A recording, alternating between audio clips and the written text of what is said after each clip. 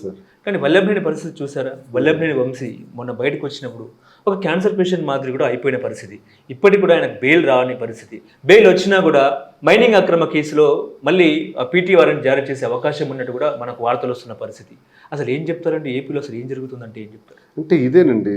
ఒకటి మాత్రం అర్థమవుతుందండి. రాజకీయాల్లో ఉండేటప్పుడు నాకు ఉన్నటువంటి ఈ 25 సంవత్సరాల అనుభవంతో ఎన్నో ఒడిదుడుకులు ఎదుర్కొన్నటువంటి సందర్భంలో ప్రజల పక్షాన గట్టిగా ఉండాలి. పార్టీల పైన సిద్ధాంతపరమైన మాటలు మాత్రమే ఆడాలి.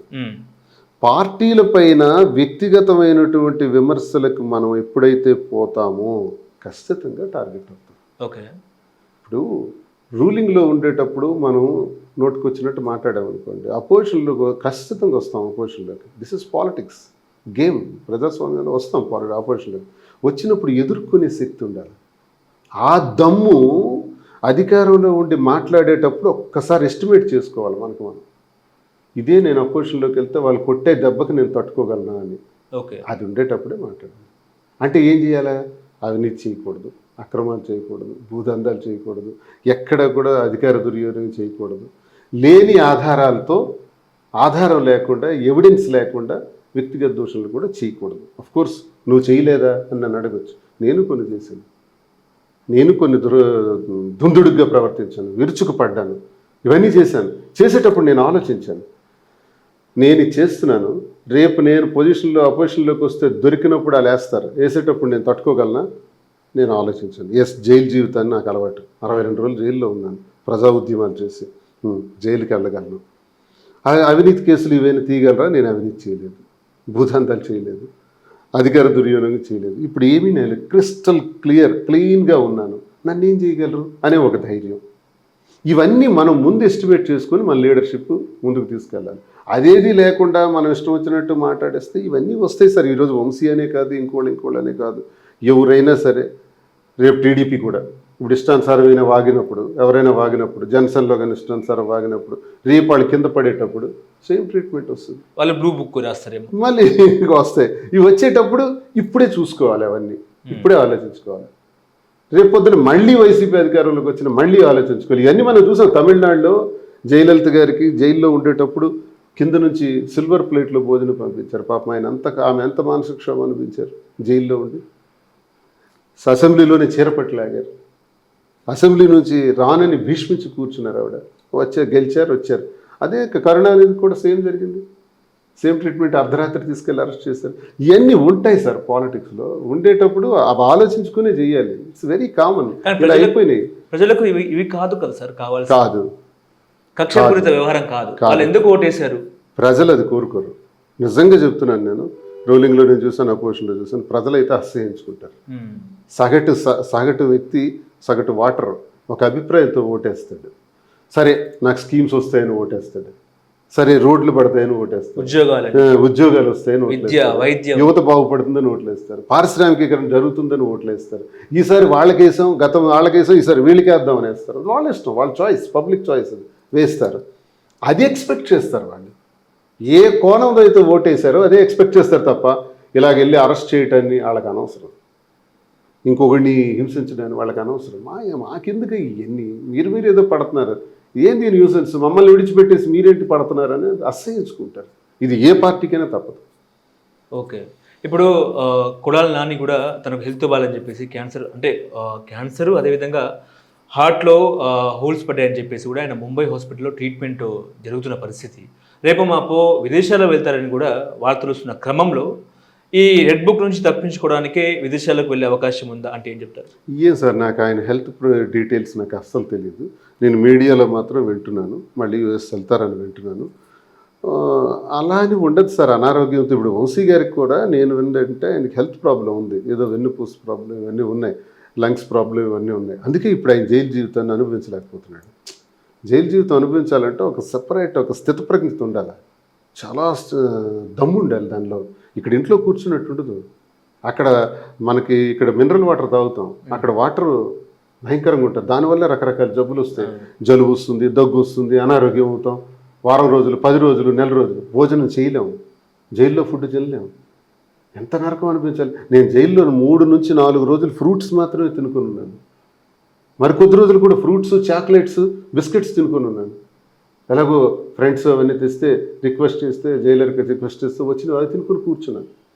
ఉండలేము. ఫ్రూట్స్తో నేను బ్రతికాను. 1 లీటర్ బాటిల్తో 3-4 రోజులు గడిపాను. నీరు తాగలేక భయానికి. ఫ్రూట్స్లో వచ్చే వాటర్తో బతికాను. ఎంత కష్టం తెలుసునండి మనలాంటి వాళ్ళు జైల్లో ఉండటం. జైలు జీవితం అనుభవించేవాడు వేరు, ఆ క్రైమ్కి అలవాటు పడేవాడు వేరు. మనం క్రైమ్ అలవాటు లేదు మనకి. ఆ పాలిటిక్స్లో జైలుకి వెళ్ళాం, మనం ఉద్యమాల్లో జైలుకి వెళ్ళాం. కానీ క్రిమినల్ జైలుకి వెళ్తే వేరు, ఆడు అడ్జస్ట్ అవుతాడు. మనం వీఆర్ నాట్ క్రిమినల్స్. మనం జైలు జీవితం అనుభవించాలంటే చాలా కష్టం, చాలా కష్టం. వంశీ అవని, పోసాని కృష్ణమూర్తి అవని, ఇంకోళ్ళని జైలు. రీసెంట్గా నందిగం సురేష్ని కూడా అరెస్ట్ చేసిన పరిస్థితి ఒక్కొక్కరు జరుగుతుంటే. నెక్స్ట్ అంబటి రాంబాబు, రోజా, విడుదల రజని మీద టార్గెట్ పెట్టిన అనుకోవచ్చా? ఉంటాయి సార్, పెడతారు సార్. గట్టిగా మాట్లాడే వాళ్ళు అందరి మీద కూడా పెడతారు. ఓకే. దువ్వాడ శ్రీనివాస్ గారు, రెడ్ బుక్లో కూడా మీ పేరు ఉండే అవకాశం మీకు ఎప్పుడు అనిపించిందా? నాకైతే కేసులు పడ్డాయి, అరెస్ట్ చేస్తారా నా మధ్య విపరీతంగా టీవీ ఛానల్స్లో గట్రా నడిచింది. నాకు ఇంటెలిజెన్స్ వాళ్ళు కూడా ఎక్కడున్నారు, మిమ్మల్ని పోలీసు వారు మీకు ఏ టైం అయినా రావచ్చు అని చెప్పారు. ఇవన్నీ చూసాను. అయితే నేను సిద్ధంగానే ఉన్నాను. జైలు జీవితం అరెస్ట్ చేస్తే ఓకే, రెడీ, ఐ ఫేస్. ఎందుకంటే నాకు ఒక 62 days అనుభవం ఉంది కాబట్టి అనుభవాన్ని రంగరించుకుంటా. ఇప్పుడు జైల్లో ఎలా ఉండాలని ప్లాన్ చేసుకుంటాను. రెడీగానే ఉన్నాను. మరి ఇప్పుడు చేస్తారా లేదా నాకు తెలియదు. ఇప్పుడు సస్పెండ్ అయిపోయిన తర్వాత వాళ్ళకి నా అవసరం ఏముంటుంది. ఇప్పుడు నా వాయిస్ ఇన్నాళ్ళ గట్టిగా మాట్లాడదు కదా. నేను ఇప్పుడు తటస్థుడిగా ఉన్నాను కాబట్టి తటస్థమైన భాష మాట్లాడతాను. ఓకే. శ్రీనివాస్ గారు, మీరు న్యూట్రల్గా ఉన్న నేపథ్యంలో ఒకవేళ కూటమి నుంచి ఆఫర్ వస్తే ఏంటి పరిస్థితి? సార్, నేను ఒకటే చెప్పాను కదా, నా నిర్ణయం ఇప్పుడు తటస్థుడిని. ప్రజలు నిర్ణయించాలి. ఏదైనా ప్రజలు. మళ్ళీ ప్రజల దగ్గరికే పోతున్నాను. మీరు అడిగిన ప్రశ్నే ఫస్ట్ అడిగారు, ఏం తప్పు చేశారని సస్పెండ్ చేశారు. నేను ఏం తప్పు చేశారని సస్పెండ్ చేశారని ప్రజలకు అడుగుతాను. నన్ను కాపాడండి అని అడుగుతాను, నన్ను రక్షించండి అని. నా అక్కలు, చెల్లెళ్ళు, నా అన్నదమ్ములు, తల్లిదండ్రులు, మీరే నాకు హక్కును పెంచి ఈ స్థాయికి తీసుకొచ్చి రాష్ట్రంలో ఈ స్థాయి వరకు తీసుకొచ్చారు. టెక్కల్ నియోజకవర్గ ప్రజలు వాళ్ళందరితో పాదాల దగ్గరికి పోతారు. పోతే వాళ్ళందరితో మాట్లాడి వాళ్ళకి అడిగి మీ సహకారం నాకు ఇవ్వండి అని నేను కోరుతాను. కాబట్టి నేను ఈ సందర్భంలో ప్రజలే నిర్ణయిస్తారో చూడాలి. మీరు ఈ పని చేయండి, పలానా పార్టీకి వెళ్ళండి, లేదా ఇండిపెండెంట్గా చేయండి అన్నారు అనుకోండి, వాళ్ళ నిర్ణయం. దీనికి కాలమే నిర్ణయించాలి, ప్రజలే నిర్ణయించాలి, మనం చెప్పలేము.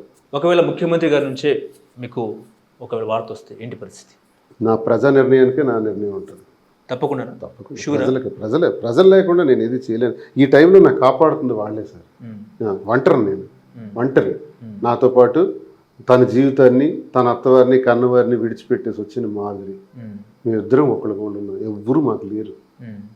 లేని పరిస్థితుల్లో ఒక టెక్స్టైల్ రంగంలోకి అడుగు పెడితే తెలంగాణ ప్రజలు హక్కును చేర్చుకొని ఎంత అద్భుతంగా మాకు సపోర్ట్ చేసి, నిన్న ఒక 84 సంవత్సరాలు వృద్ధురాలు నా దగ్గరికి స్టోర్కి వచ్చి 4th floorలో నేను ఉంటే అక్కడికి వచ్చి నన్ను చూసి గట్టిగా పట్టేసుకొని ఏడ్చుకుంటా, బాబు మాది మహబూబ్ నగర్, నేను నీకు రోజు నీ వీడియోస్ చూస్తాను, ఏడుస్తూ ఉంటాను, బాధపడుతుంటాను. కూతురు కూడా వచ్చింది. ఆమె కూతురు 83-84 సంవత్సరాలు అంటే మా అమ్మగారు మీకు చూడాలంటే పైకి తీసుకొచ్చాను అని అంటే ఆవిడతో చాలాసేపు మాట్లాడాను. ఏంటమ్మా నీ కాబట్టి ఏడుస్తూ మాట్లాడుతుంది. నీ మాటలు నాకు కావాలి బాబు, తిన్నావా, ఎలా ఉన్నావు, అన్నీ అడుగుతుంటే, ప్రతి విషయం అడుగుతుంటే ఏంటి వాళ్ళ ప్రేమ. రోజు మా స్టోరీకి ఎంతోమంది వచ్చి ఫొటోస్ అని, సెల్ఫీస్ అని, వీధుల్లో కానీ రోడ్లలో కానీ, అన్న మేము ఉన్నామని చెప్పేవాళ్ళు, అన్న ధైర్యంగా ఉండని చెప్పేవాళ్ళు, ఈరోజు వ్యాపారానికి సహకరిస్తున్న వాళ్ళు. అలాగే ఆంధ్రా నుంచి నా టెక్కల ప్రజలు, ఇదంతా ప్రజల వల్లే మళ్ళీ మనం నిలబడుతున్నాం. కాబట్టి వాళ్ళకి చెప్పకుండా నేను ఏది చేయను. ప్రజల నిర్ణయం మేరకే నా అడుగుంటుంది. హలో, తెలుగు రాజ్యం ఛానల్ చూస్తున్నారా? సామాజిక, రాజకీయ, జీవన చిత్రణే తెలుగు రాజ్యం. అతిశయోక్తులు, అసత్యాలు ఉండవు. రాజకీయ కోణం కాదు, ప్రజా కోణమే కొలబద్ద. తెలుగు రాజ్యం వీక్షణ మీ ఉత్తమ అభిరుచికి నిదర్శనం.